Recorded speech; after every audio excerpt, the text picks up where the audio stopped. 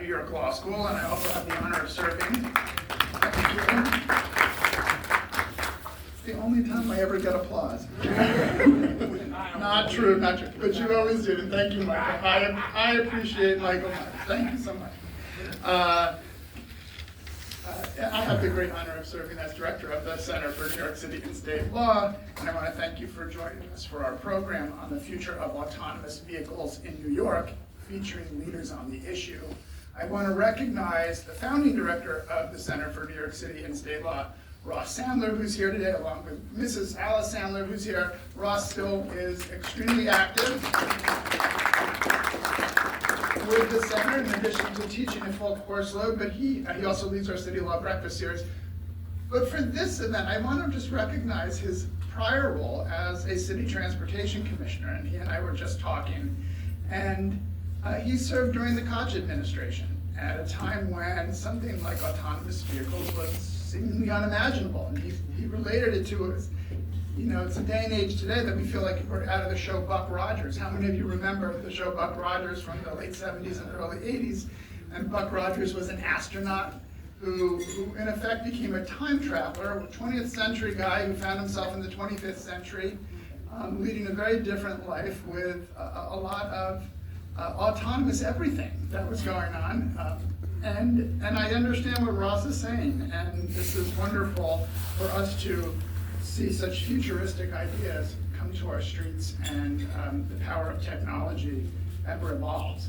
So we're very proud that we are deeply committed to exploring these issues, and certainly doing so as part of our gig economy project, and of course the work of our Innovation Center for Law and Technology.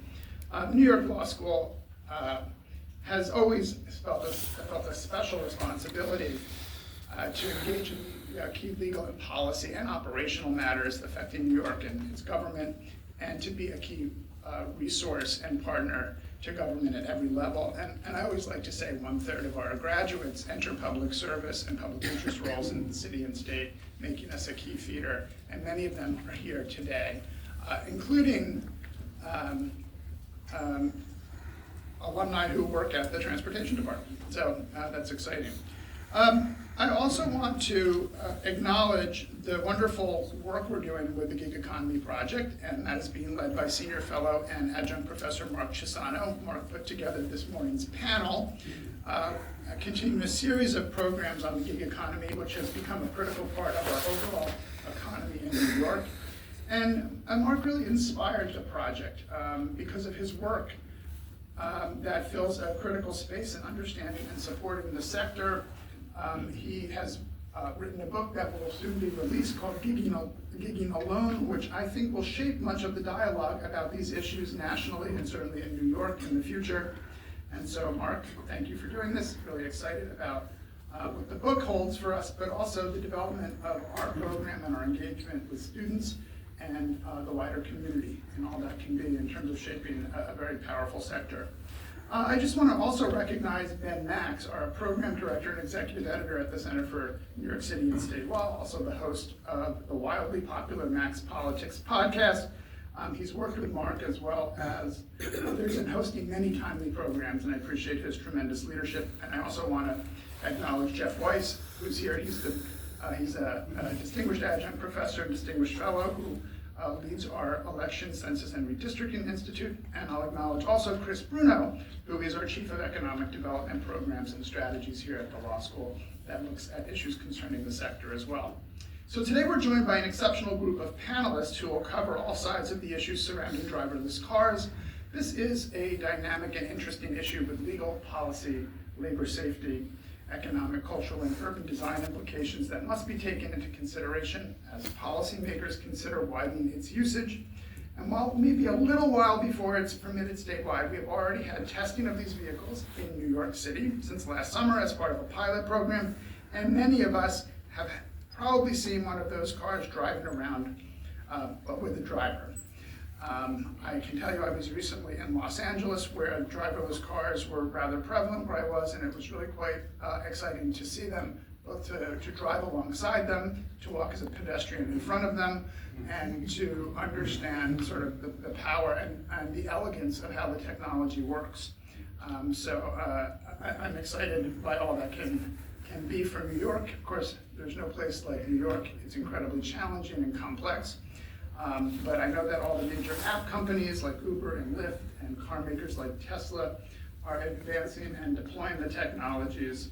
And Waymo is already providing hundreds of thousands of rides in so many other cities. So hopefully the technology will be perfected and be able to be deployed in New York very well. Of course, like many other technologies, it just feels like a matter of time before it becomes routine for us and that it's part of our everyday life. So I thank all of you for joining us today. And before I hand this over to Mark, I want to plug our center's new program series called the Mark Gisano, Senior Fellow here at the Law School, where I lead the Gig Economy Project, an initiative to study and convene events like these about the field of app-based work in New York. I'm also a reporter and author, and I'm almost done with this book, Gigging Alone, for which I worked app-based gig jobs for about a year, including DoorDash and Uber. For Uber, I did not have an autonomous vehicle at all. It wasn't even close to it. It was my family's beat-up Honda Fit. So if you accepted a ride from me, I'm sorry, it was not as clean as it should be. Just to give you a run of our event, unfortunately, Assemblyman Cunningham could not come today. He had to cancel due to a family issue, but we'll still talk about his bill. We're going to have our panel in a little bit, and I'll intro our great speakers then. But first, we're lucky to have a presentation on the field from Sam Shwartz, who many of you already know, but for anyone who doesn't. Sam Shwartz is chair and founder of the Transportation Research Program at Roosevelt House, where he also serves as the Theodore W. Keel Fellow and teaches a course on New York City transportation. He founded Sam Shwartz Engineering and served as its CEO from 1995 to 2021. Previously, he was New York City's traffic commissioner and chief engineer at NYC DOT. Schwartz began his career as an NYC cab driver in the late 1960s, before joining the traffic department as a junior engineer in 1971. Is the author of Street Smart and No One at the Wheel, and has a novel about automotive technology forthcoming in 2026. Sam, thank you, all yours.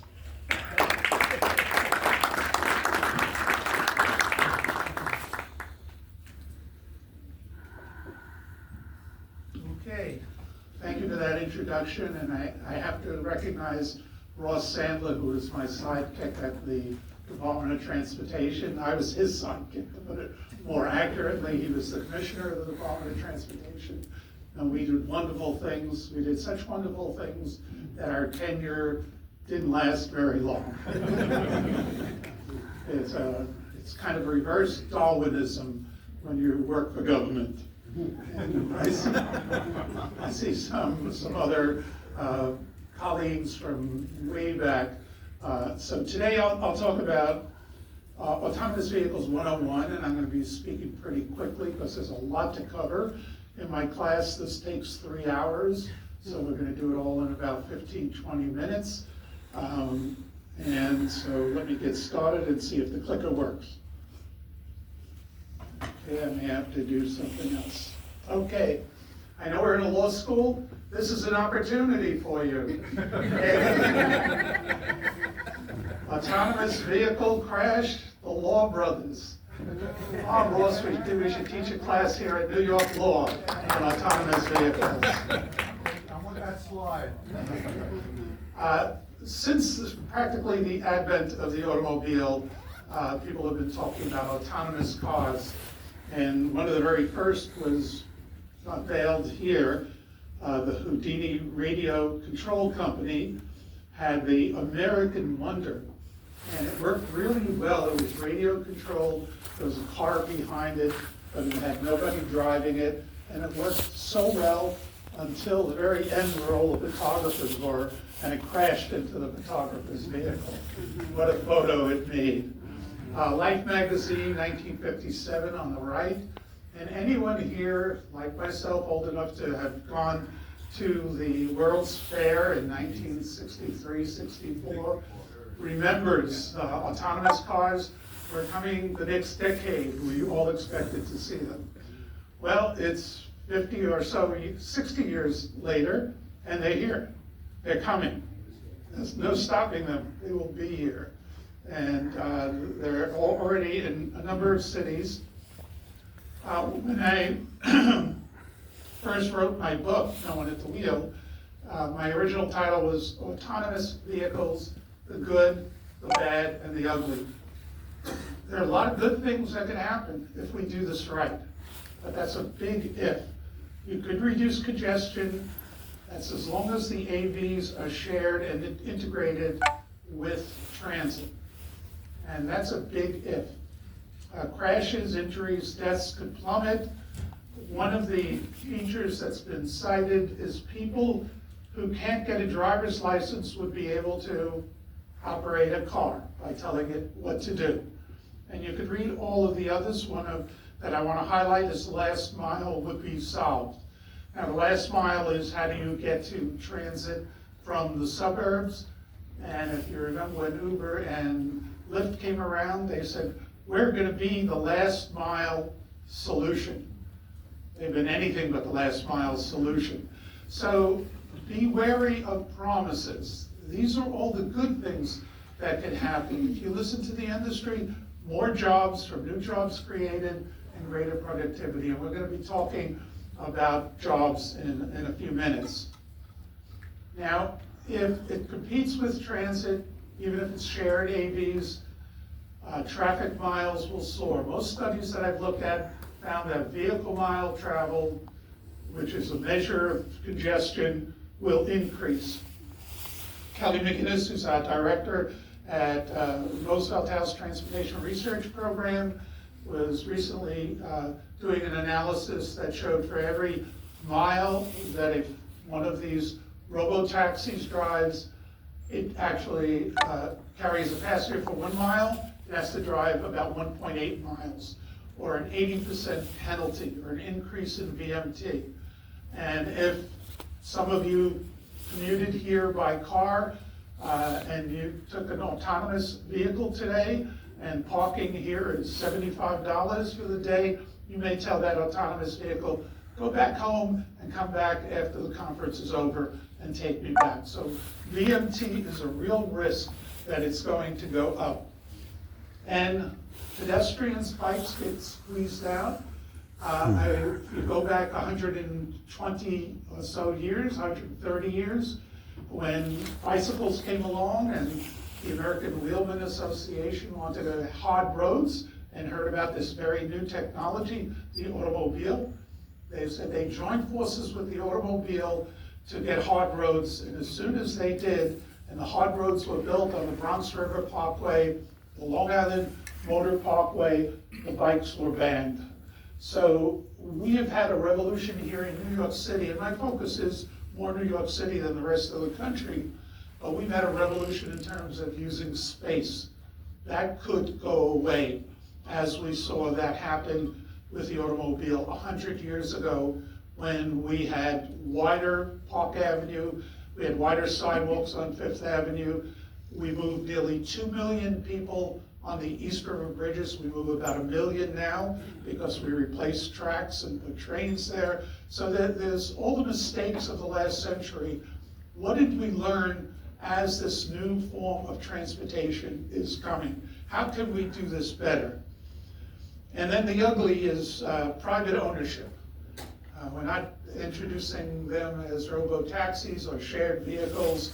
Public transportation is decimated. Inactivity diseases rise. If you look at inactivity diseases, the places that walk the most have the least inactivity diseases. It goes without saying. Studies have shown that Manhattan, for example, has a much lower incidence of diabetes and other forms of inactivity diseases. And as you go further away and there is more reliance on the car, inactivity diseases increases. Everybody gets a license, even your dog, a new modernist view of cities. And one thing I don't think anybody talks about, I shouldn't say anybody, there are a few, AVs as weapons. We've seen that. Not far from here, we saw a car as a weapon that killed 8 right here on the West Side Highway, a few blocks from here. We remember last New Year's in New Orleans, I believe it was 14 people killed. Or Los Ramblers, or in Germany, Christmas, car rammings. Car rammings are a fact. ISIS put out a missive that said autonomous vehicles are the way to go because you don't need a martyr if you have an autonomous vehicle. I think we have to pay attention to that, especially here in New York City. Now, how do they work? Some of them have all three ways of seeing. So to replace what a human sees, there's LiDAR, which is light beams. It's like almost like radar, except it's using light. Radar, which can tell you the speed, the position of nearby objects, and then machine vision cameras. Now, some of the companies like Waymo rely on all three. Some companies like Tesla relies on machine vision.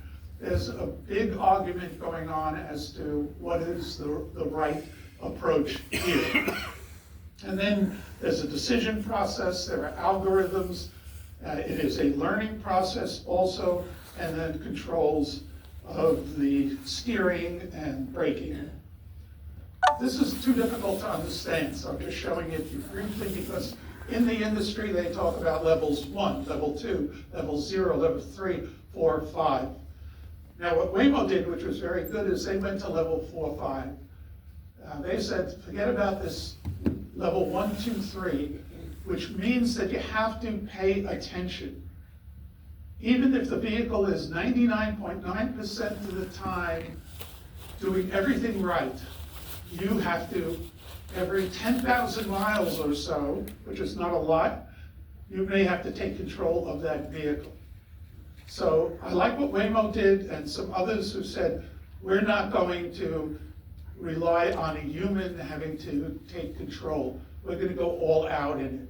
So I think that that's the right approach, and we've seen too much tragedy when we try to tell people you have autopilot in your car, and you could rely on it and now play a game, and they do that. And we've had quite a few fatalities with that. This is what I prefer. Alan Cornell's a professor of the autonomous vehicle program at Princeton, says to get all those levels, either they're self-driving and you have some autonomous vehicle features, or it's self-driving, but you always have to be aware, or you really could not have to pay attention. Those are the driverless vehicles.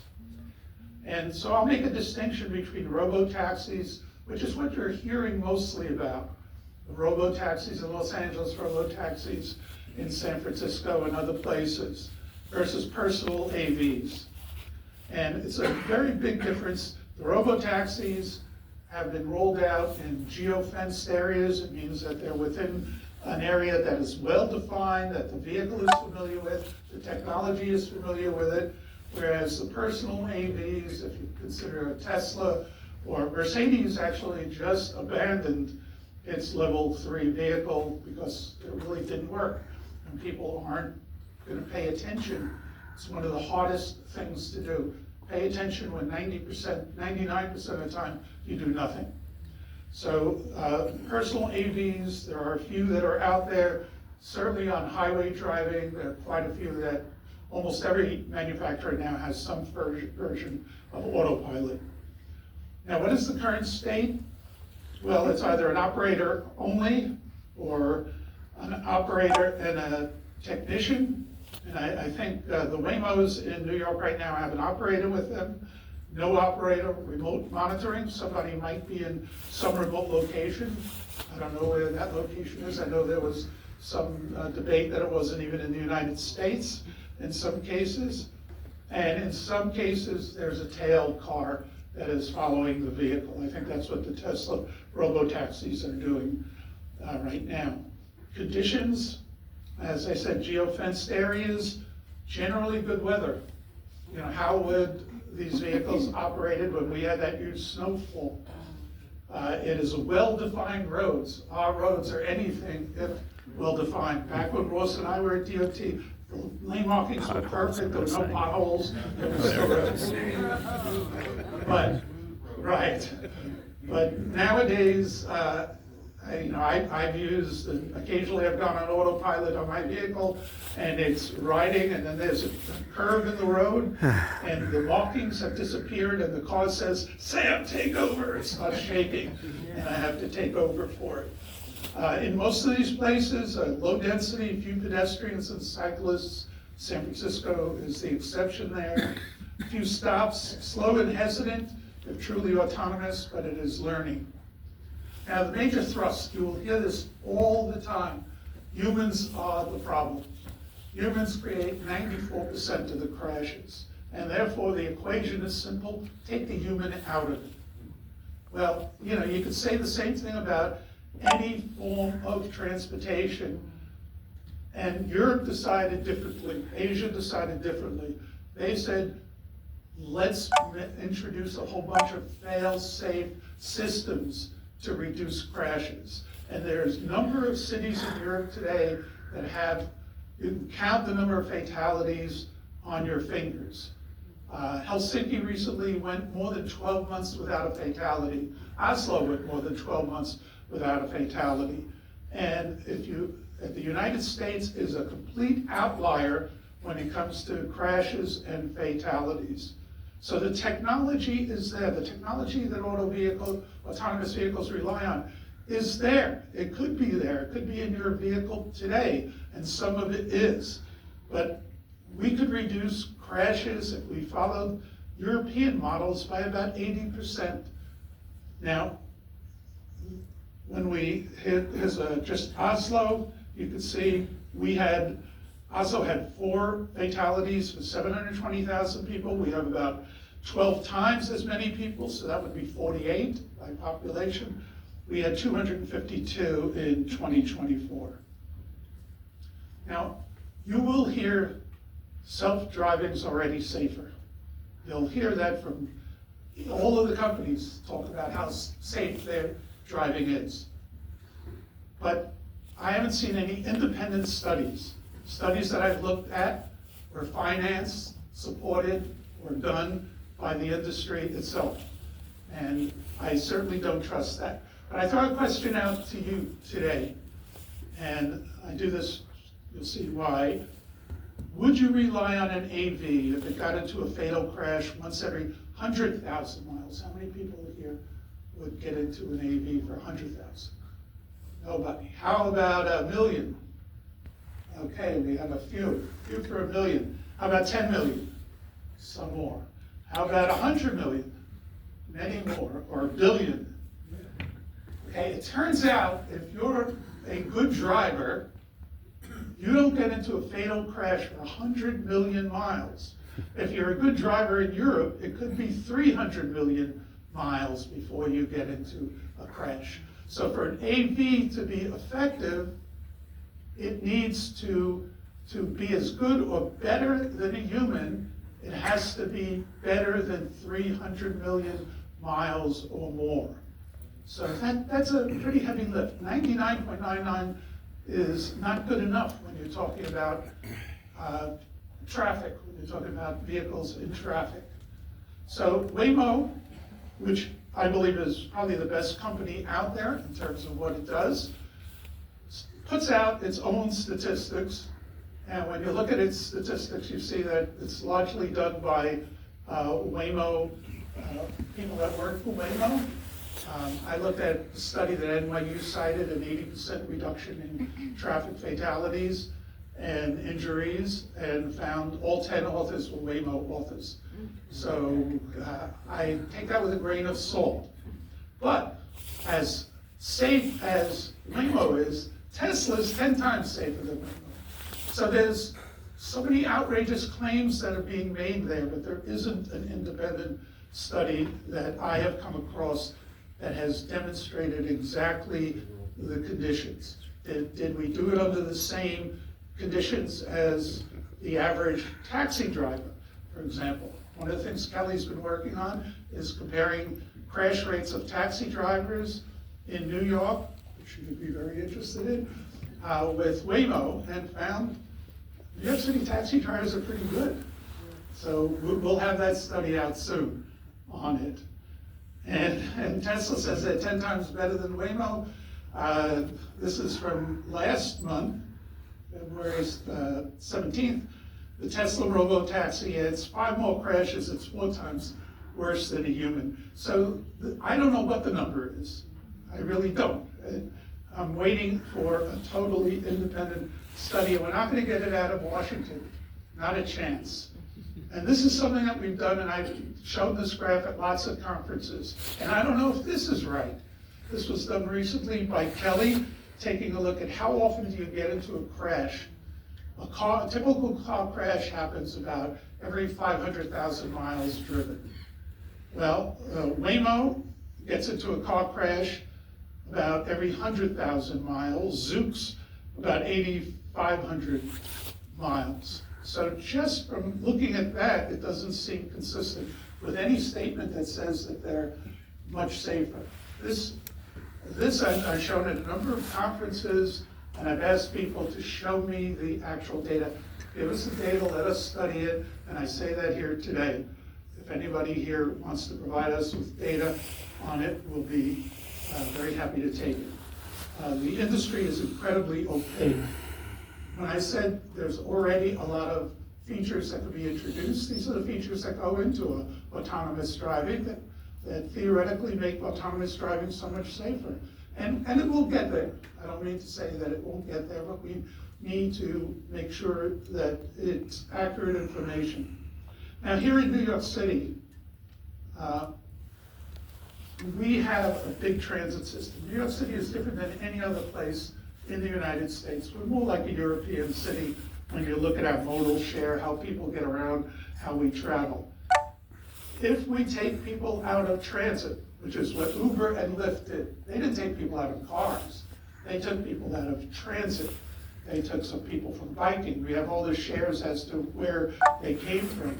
Well, if you take the person out of the subway, from cars today, this is 653 billion fatalities per 100 billion miles, even if you reduced it by 90%, by switching to autonomous cars. Even if autonomous vehicles are 90% safer, the New York City subway is 95% safer. So we already have an autonomous vehicle system that you get in and you ride, and it's incredibly safe on a per mile basis. And I don't have enough time to get into the traffic impacts, but I like this slide that was done by Copenhagen is life without driverless cars, life with, and just very quickly, doing it right. This has to be a partnership between government, society, and industry. They are coming. They could be great, as I told you. We need to sell rides, not cars. We need to integrate with transit, and that transit that we have, maintain good transit. We have lousy transit in 90% of the country. Autonomous vehicles can make a huge dent in those areas. And emphasizing the last mile for real, and get AV support for roads. Start charging them now. Our big problem is with gas tax has been depleted. We haven't had a gas tax in 30 some odd years, an increase. And this is a new form of transportation. They're going to use our roads, make them pay for it on a per mile or per minute basis. And utilize pricing, have an AV typology plan, ensure equity. So the new forms of transportation that we have introduced just in the past 15 years, we introduced Uber, Lyft, Juno, Get, Via, largely for upper, middle, and upper income people. And we did it in areas where the upper income, upper middle, and upper income people lived. When we introduced bike share, we first did it where the wealthy live. And what all these areas have in common is they're incredibly well served by transit. So all these new forms of transportation took people out of our transit system. It would be wonderful if we had a system that dealt with the low income, the disabled, and the elderly, and turned it on its head from just a profit motive to a social motive as well. And you can take a look at all of the others over there. These are what I mean by typologies. The vehicle has to obey the rules and regulations of the different areas that it goes into. And I close with, what is the problem we're trying to solve? What do we in New York really want to solve? And that's the question. If we want to solve crashes, fewer vehicles equals fewer crashes.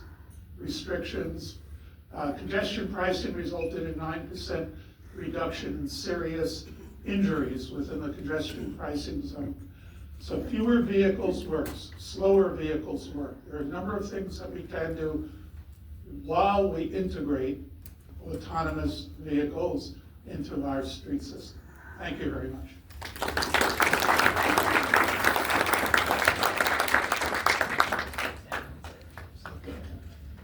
Thank you, guys. I just want to introduce the other panelists. Sarah Lind, come on up, is co-executive director at Open Plans, a nonprofit with a mission to transform how people experience New York City's streets and public spaces. Sarah oversees a team of 25 advocates, policy experts, journalists, creatives, and development staff. Dinara Shampai Sofa, born in 1989 in Kazakhstan, immigrated to the United States in 2014. Since 2018, she has been working as a rideshare driver with Uber and Lyft. Dinara is also an organizer and advocate with the Independent Drivers Guild, where she actively supports drivers through community outreach, education, and advocacy focused on driver rights, resources, and fair treatment. So thank you guys.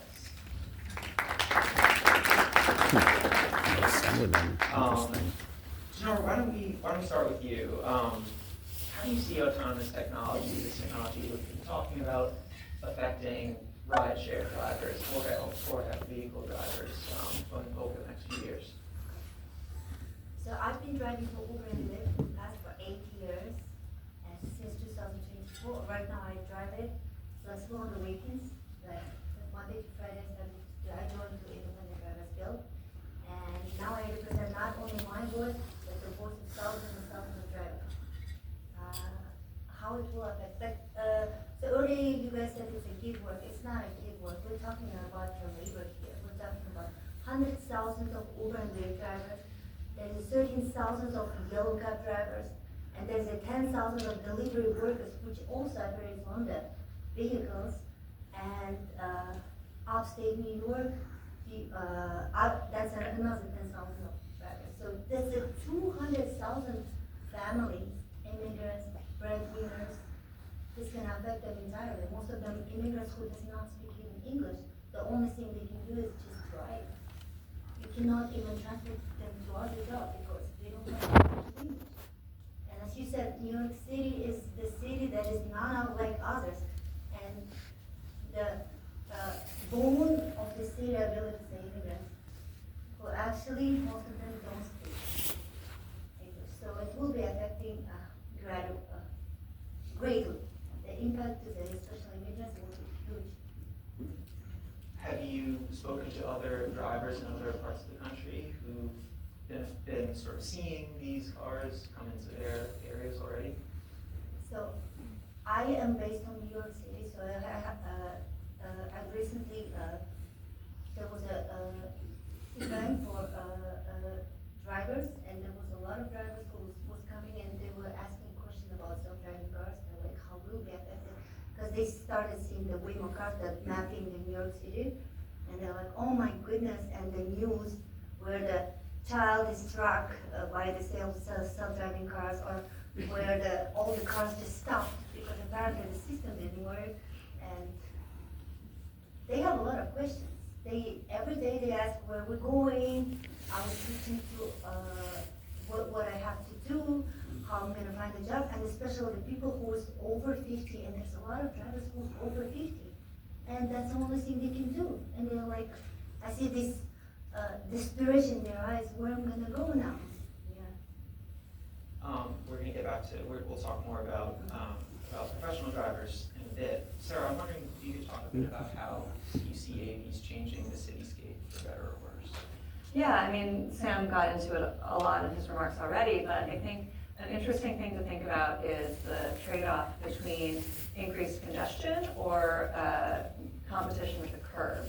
You know, if we have Waymos in New York City or another robotaxi company, they're either going to continually drive around while they either have a passenger or they're waiting for another passenger, or they're going to stop and either double park and cause chaos, or they're gonna need a place on the curb to stop. And so we will have to make a choice about whether we're willing to put up with increased congestion, increased traffic, you know, undermining the work we're trying to do to reduce this with things like congestion pricing, or whether we're willing to make politically difficult decisions to reallocate a lot of curb space for this kind of pickup, drop-off, waiting time.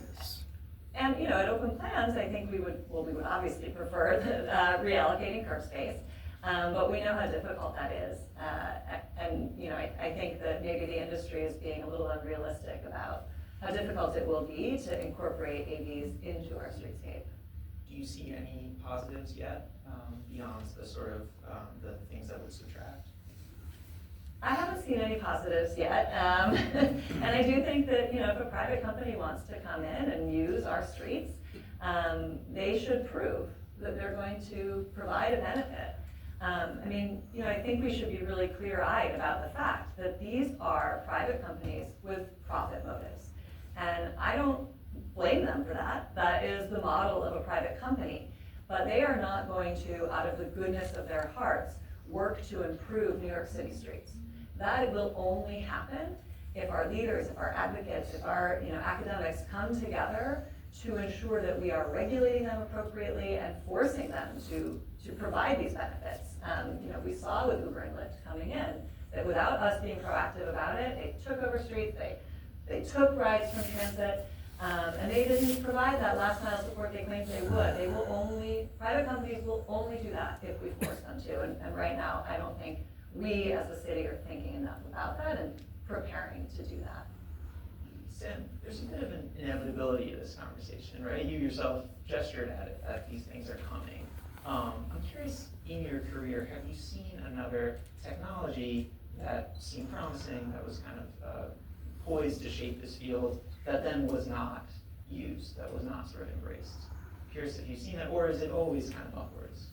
Yeah, and I'll give you a few examples where New York was an outlier, and it's what makes me think and ask that question. During the fuel crisis in the 1970s, a couple of things happened. One, speed limits were lowered everywhere, including in New York City. Our highways were 55 miles an hour. We lowered them to 50.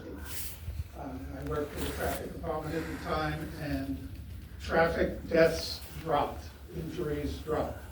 After the fuel crisis, every other place in the United States raised their speed limits. We didn't. During the fuel crisis, every location around the United States was forced to introduce right turn on red. And that was a way of saving some fuel. Well, it turned out that right turn on red was also killing some people as the driver was looking this way and a pedestrian was crossing that way. New York City resisted. We were the only place in the United States, the federal government, akin to today, threatened to withhold funds from New York City.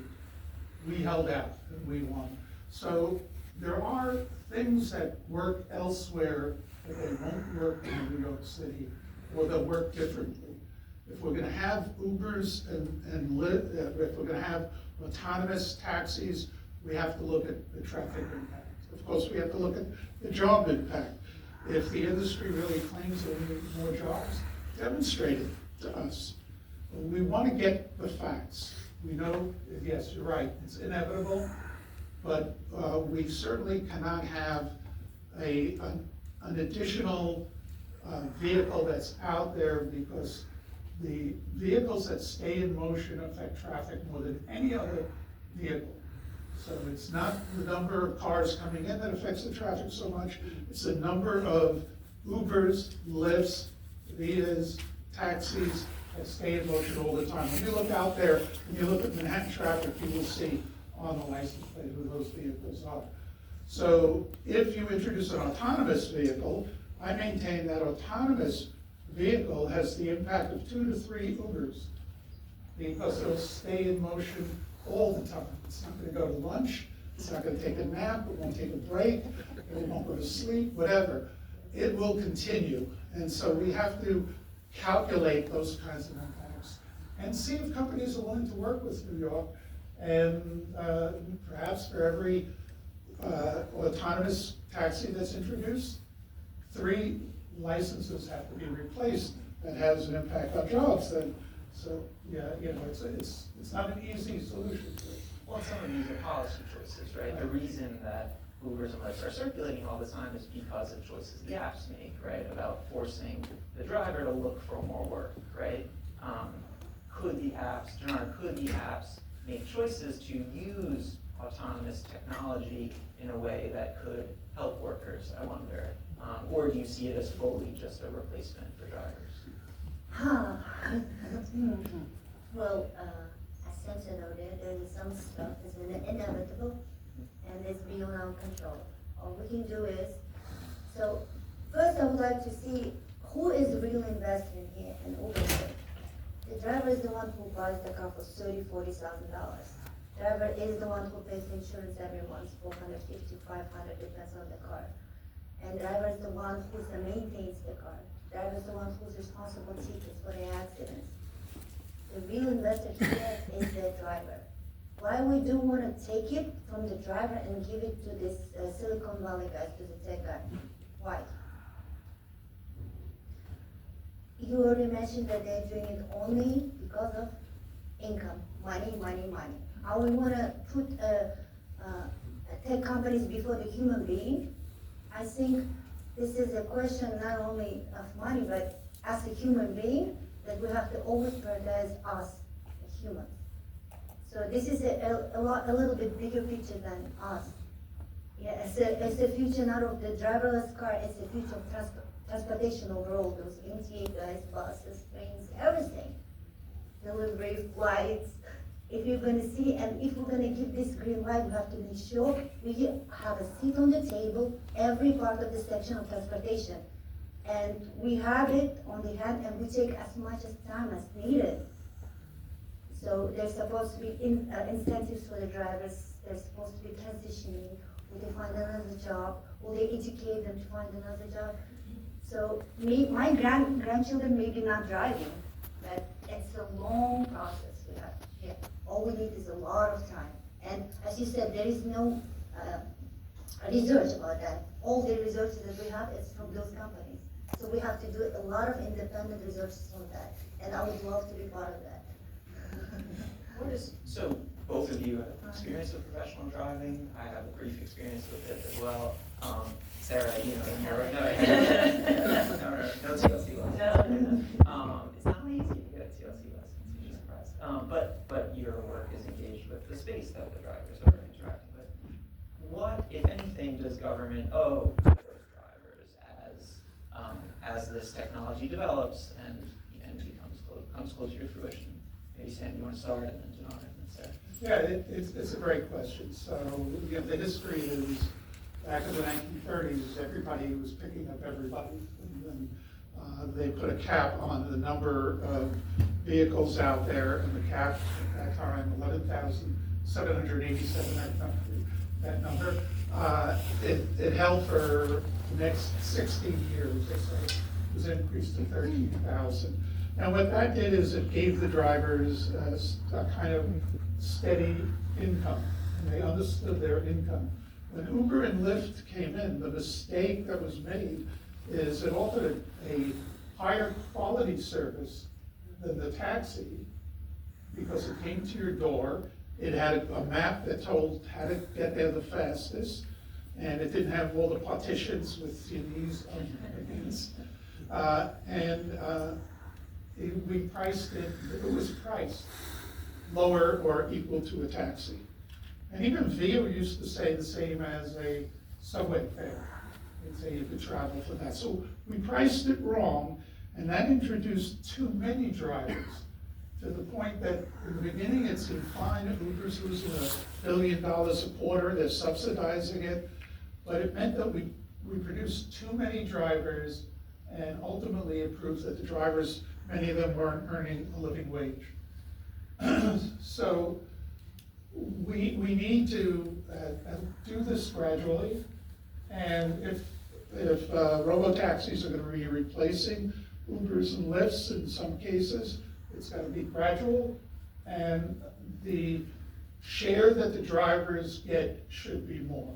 We should aim for a living wage for drivers, and that's not the way the formula works. And the companies are trying to do everything they can so that the driver goes as fast as they can, and when they have dead time, not getting paid for it. We suggest in congestion pricing that even the dead time is priced, not just when they have the passengers. It's price for the driver. The driver's running gas, the driver's burning their time. Yes. Bernard, do you see any more sort of tangible aids that government can give or provide to drivers? It's education, as I was said earlier, a lot of drivers, they're immigrants and it's gonna be very hard to find them if, let's say, they don't have job anymore. I don't know where they're gonna go. There's supposed to be a lot of education where they can transition, or if the REMA will be creating operators or somebody who has to coach. They have to create a whole education program for them to transition from the driver to the office worker. And other than that, there's incentive. Yeah, if they will be taking over the TLC plates, because every driver is invested in the TLC plate, those numbers T that you have, that you see a lot of cars. They'll probably have to have certain license, those women cars. So if they can get it, they're supposed to get it from the driver. How does it work? Will this license will be sold from the driver? Do they have to buy it for certain amounts? Do they have to brand it? If they brand it, pay monthly to the driver, because the driver won't be invested their life saving to that to get that TLC plate. So. Yeah, I know. Yeah, go ahead. Yeah, I mean, I think the claim that Waymo will create more jobs is pretty spurious. I mean, obviously, their business model relies on the fact that there's no driver in the car.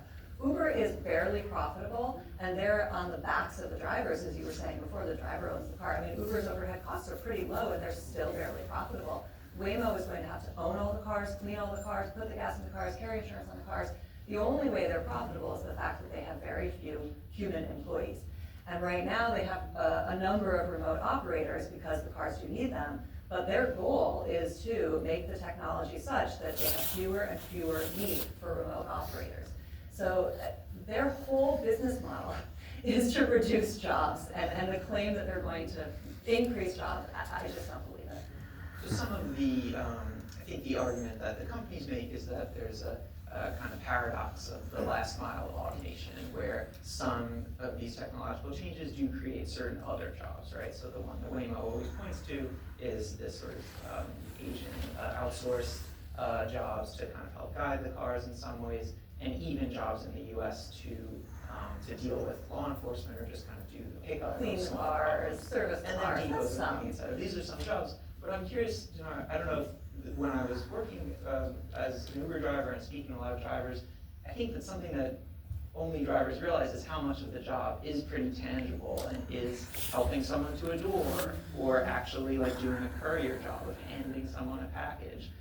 And there's a lot that isn't really automatable yet. Do you see a subset of drivers needing to exist into the distant future because there are things that are necessary to be done by a human beyond the driving itself? So there is elderly people where you have to, you cannot even stop like 100 meters from the location where you have to pick up, and this self-driving cars, they don't open the car for you. So you have to help you to carry. There's people who's going to the airport, they have a lot of suitcases. And there's also human factors when let's say the rider is down, and you have to just humanly talk and ask, how are you doing, is everything okay? And I don't think these robot taxis will be actually helping out, because we discussed this human factor, just being kind to each other and just go automatic. I don't know how this is gonna work. Unless maybe there will be someone on the phone, as you said, they will do the job, or there's a live on the phone, someone always there. I have no idea. Yeah, I mean, at Open Lands, we talk a lot about Yeah. how we build connection in cities. You know, this is why we live in cities. We want to build connection with others. And it's obviously getting into a cab or an Uber, you have an opportunity to meet someone who's very different from you and talk to them, or even just, maybe you don't talk to them, but you hear them talking on the phone. Like, there's this human connection there. But there's also a human connection from inside and outside the car. You know, people talk about, oh, it feels good to walk in front of a Waymo because I know it's gonna be safe. But there's also something about making the eye contact with the driver, and knowing that you have created a human connection in that moment. You can walk across. That we lose, and suddenly we're in this city where everything is robots and it isn't so human-centered. So I think that these are the kind of intangibles that we're not thinking about as much as we should be. And some of this, again, is policy, right, Sam? There's this, the accessible vehicle issue is a big one. Do you think that is something that should be legislated, that a certain number of these cars should be more accessible, that is another opportunity for drivers to have continued work? Yeah, there's real risk in with every new form of transportation lately introduced. We've left out people with disabilities. We have left out some of the elderly and others, and I fear that's exactly what's going to happen here. You said robots can get out of the autonomous vehicle and help somebody who has mobility issues to get into the vehicle.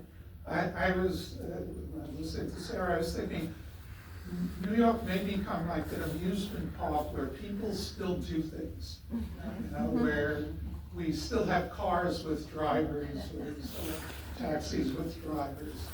We might become a little island into itself. Which I guess is coming for us all in all sorts of fields. There's a few bills to regulate this field right now.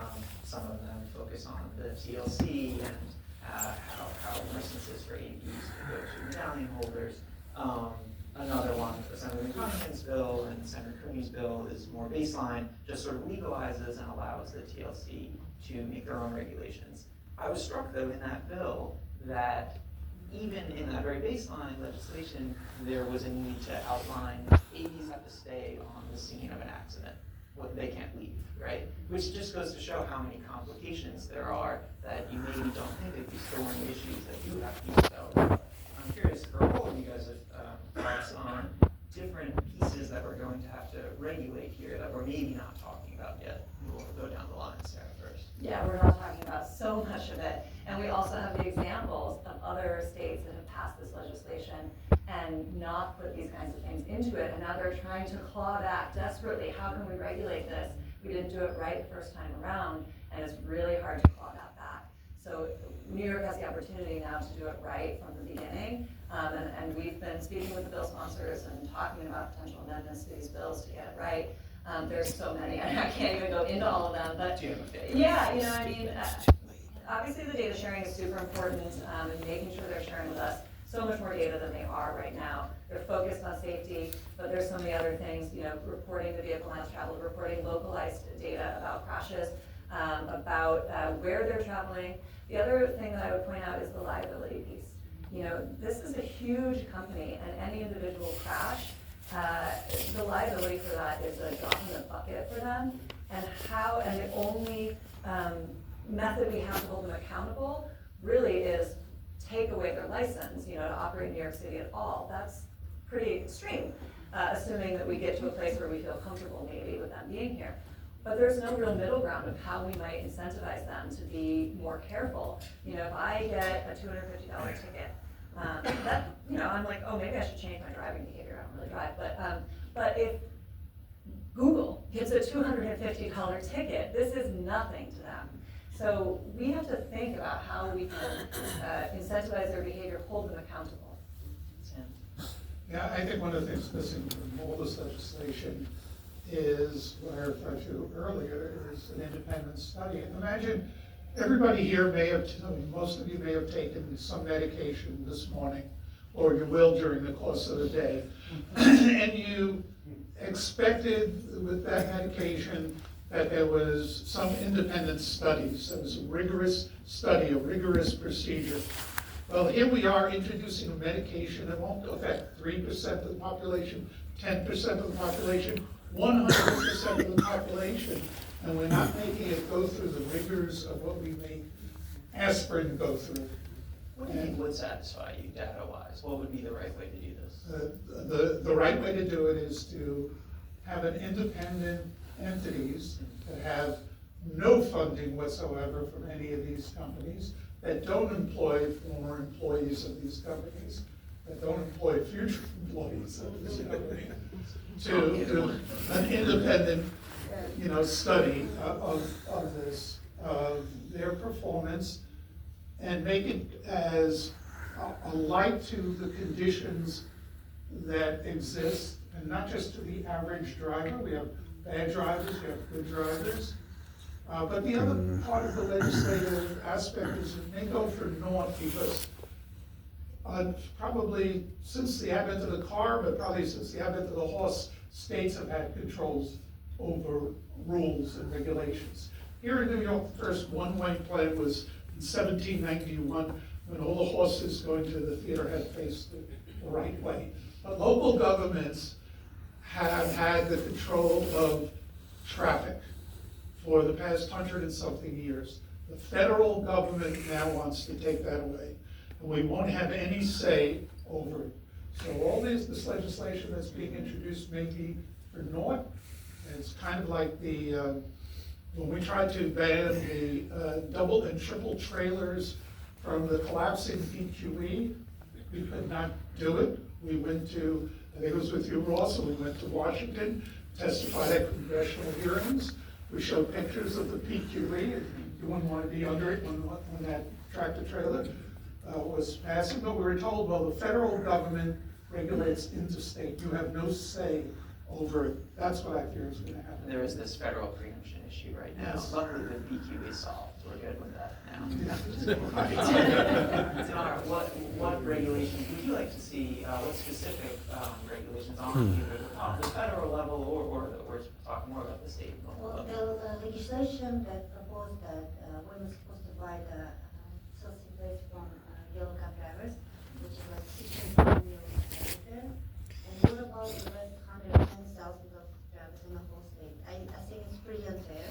Needing a way to sort of help the for-hire vehicle drivers, Yeah, right? they have to take into consideration every sector, every worker that works on this industry. And, yeah. Also, the medallions are often owned by rich companies. That's not helping the driver Thank you. who drives the car. But there is a process that can perhaps help these drivers, which is the black car fund, right? Which is already a Black car mechanism. funded is by drivers, so from every Could that- income, 1 person or 0.something%, they take to fund the drivers, their healthcare, their dental benefits, if something happens with them in the road accident, and there's a death benefit for $100,000. Do you see a use for that mechanism to kind of help drivers as this moves forward? Perhaps the AV companies are sort of adding more into that fund. Do you see that as a mechanism to use? That fund is funded by drivers. But if you're talking about the fund that could be actually funded by AV companies, I think that's something. A tax on Yeah. driving or on AV. If there would be fun for the drivers to go for the education, I am always focused on the education because they still have to earn money later on when they will be transitioning or they will lose the job. So we just have to make sure that they have something to take care of their family. So they're the breadwinners, and only person who actually makes money in the family, their whole family, kids, wife, everybody depending from them. So It's a tens of thousands we strong have to labor just force. make sure that they have a stable income if they transition into something else. Another thing that really, we have to propose the legislation about centralizing, who will be controlling all those AVs? What if the system will be hacked? And what if it's hacked by other countries? That's not just that's just whole another issue. And I think around that, we have to propose a lot of fields. That's very serious, and it could be a very serious national matter. Yeah. I'm curious to hear all of you talk about how New York is different at all if you see it that way compared to the other places where this technology has been rolled out? Yeah, I mean, obviously, we all know when we walk down the street, New York City streets are chaotic, they're not predictable, you know, the streets themselves are sometimes, you know, we have construction, you know, scaffolding, and suddenly the Waymo doesn't know what to do. You know, I also would say, I want to emphasize the safety piece, but I have a chance, I know we're almost done. You know, Sam was talking about, like, we don't even know if they're safer, but let's assume they're safer. So much of safety is within our control already. We could make our streets safer today with the tools we have at hand. You know, you mentioned European cities with their Vision Zero plans. There's a city right across the river, Hoboken, that has had zero traffic deaths in 9 years. And they did that mostly with street design changes. We could make those design changes today, but politically, our leaders are blocking so much of that. So it's a little bit hard to hear some of these people who love Waymos talk about, oh, the reason why I love them is safety, when those very same leaders are often the ones blocking the safety improvements we could put in place today. Yeah, and referring to, you know, the safety argument, you know, trying to trace that formula of the 94%, it was uttered, I believe, by Elaine Chao, who was trying to push through autonomous vehicle. So there's no basis for this 94% is human error that we can find on it. So one thing that we haven't addressed is what is the best use for autonomous vehicles? And I maintained it's in transit. And last mile was discussed. If we had shuttles that took people the last mile and did the on-demand service in low-density areas, took them to a trunk line, took them to the subway line. In the very first years of Lyft, and Uber, Lyft had a map in the subway that showed the subway map and little pink lines taking you to each station. You know, so, oh, that looks great, it's taking everybody to the subway. It was just the opposite of what they did. But for 95% of the United States, they rely on poor transit for poor people. And that's these buses that come every hour or every half hour, carrying the people that are working in the homes and cleaning our homes and maintaining our houses and other things like that, working at the hospitals.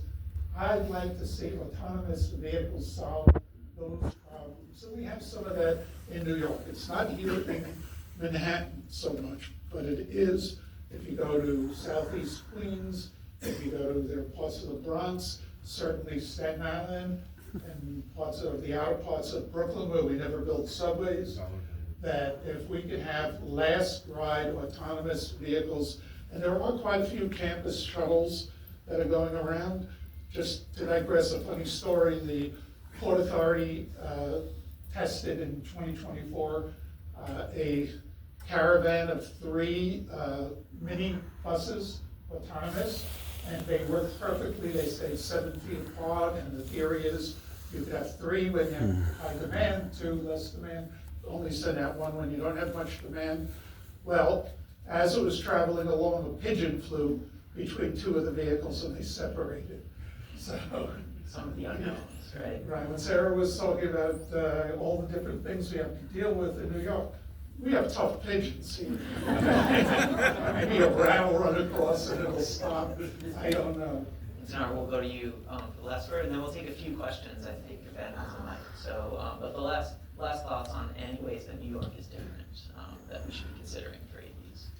Yeah, the New York is the city about any other, and as again, in the backbone of the city is immigrants, and this is one of the main jobs which immigrants does from a different background, and I just that's why we need a seat on the table, because this affects us first. We're just not a gig workers, we are labor here. And I want you guys to we have to take as much as time and make sure we hear all the drivers, because this will affect all their families. And yeah, tech companies, they will have a time to make money always, but we have to take into consideration all those 200,000 people, families, immigrants, and everyone. That's all for me. Questions? I think we have time for one or two. Oh, wow. We only have time for 2 questions, unfortunately. Unfortunately. Willie Sutton, when asked why he robbed banks, said that's where the money is. For taxis, car services, etc., broadly speaking, the money is in Manhattan, maybe Brownstone, Brooklyn, and trips to the airport. Sam, to your point about using this as last mile mobility, what can be done, if anything, to force the companies that are going to be running these autonomous vehicles to program their assignment algorithms to serve the Flatlands or Rockaway or Whitestone, as opposed to simply sending the cars back to Manhattan for the next, good value trip? Great question. Our government would have to enter into a partnership. And right now, government is subsidizing these big buses in these areas. It's costing a lot of money. If they could be replaced by, rather than running a bus every half hour, run 3 buses in that half hour or 6 buses an hour, so that people have reliable, steady public transportation in those areas. So there has to be a partnership. There might be some degree of subsidy where the government no longer has to pay for those kinds of expenses. Well, I'll just add, we do this already, right? We have a line scooter pilot that is restricted to the Bronx. Historically, city bikes couldn't go over bridges. I mean, New York City has the ability to geo-fence where a private company can operate on our streets. It's actually, it is one way we could control Waymo better than we can control, especially Uber and Lyft, where they're private contractors. So I think there's a real model here, and to your point, it might be less profitable for them, but that's a them problem. Paul Son with the National Employment Law Project. So thanks for the great conversation. You've identified a whole bunch of, if this is coming, sort of forms of authority and regulation that the city will really need to have. And could you speak to the Albany dynamic? I don't follow this closely. It sounds like maybe this is dead for this year, but it's surely coming back. And if there's a need to tax big tech to fund the infrastructure or to fund a just transition for workers or other things, it seems like the city generally doesn't have broad taxing authority. That would need to be folded into the authorizing legislation, and there's probably other regulatory authorization that would be needed as well. And presumably, if you're ever going to get that authority, that would be the time there would be leverage to get it. So, is any of that being discussed, and what do you see happening? Well, we're in the, I'll give it to any of you guys, but just a quick preface, we're in the middle of budget season, obviously, and there's been discussions, I believe. Also, April 1st is the deadline to, it's when the permits for both the city and state testing of AVs will expire, so that will need to be renewed if these companies are to continue to operate. But I don't know if any of you want to touch more on the Well, what I would like to see in the legislation is revenue that goes towards the infrastructure that needs to maintain, that these vehicles will rely on. So it might be on a per mile basis, it might be on a per minute basis, and also to help build the infrastructure that makes these vehicles even smarter. So the vehicles will talk to each other, but they can also talk to a traffic signal. They can also talk to a signpost and get information that'll make things even safer. The industry, which is mega billions, probably $1 trillion industry by mid-century, should invest in smart infrastructure along with the government. We're going to sneak in one more last question. I can just talk to the politics very quickly of it as well. I do think it's dead for this year. I think the governor pulling out of the budget sort of signaled that we're not ready for it. And I'm so glad we're having conversations like this, because I think this bill has been actually there for, I believe, about 5 years. And this is the first year where it felt like there was real momentum to pass it. And what we found when we spoke with legislators was they hadn't really thought that much about it, and it felt like a shiny new thing that seemed popular, and why not pass it? And I think because of conversations like this, it has brought them the realization that we need to have more of these conversations. We need to be more thoughtful about it. So I think we do have some time, and I think we're gonna get to that more thoughtful place. Hi, everyone. Thank you very much. Just to touch on public safety from a slightly different angle, we discussed traffic accidents, which are very, very important, but they're just that, accidents. Mr. Schwartz, in your presentation, there was a reference to ADs used as weapons in the heightened threat landscape that the world continues to build to, where cybersecurity and cyber attacks are ever more prevalent. How does the thought of ADs used as vehicles come into the conversation, and how can we keep New York secure from that very specific type of threat? Yeah, I mean, there's already, was one case in England where a terrorist wanted to use an AB to deliver explosives. The man was convicted of doing that. And also I mentioned there was an ISIS directive that recommended looking at these types of vehicles because you didn't need a motor. I'm not an expert in cybersecurity, but essentially this is a computer on wheels. And so many things can go wrong in there. People who have introduced incredible cybersecurity to protect our identification, our money, and other things have all found themselves hacked. So I don't know about it, but I have a novel coming out in August. Auto Kill, I'll plug it right now, which deals a bit with that. I'll add too, I mean, something we haven't talked about is privacy. These vehicles have dozens of cameras on the outside. They have cameras inside, but also outside. You're walking down the street, and someone passes you, and you are now on film. And we don't know what they're doing with that. We don't know how long they're holding it. So that's another consideration that is going to your point, affect all of us, not just the people who opt into using them. Thank you to all the panelists, and thank you guys for coming.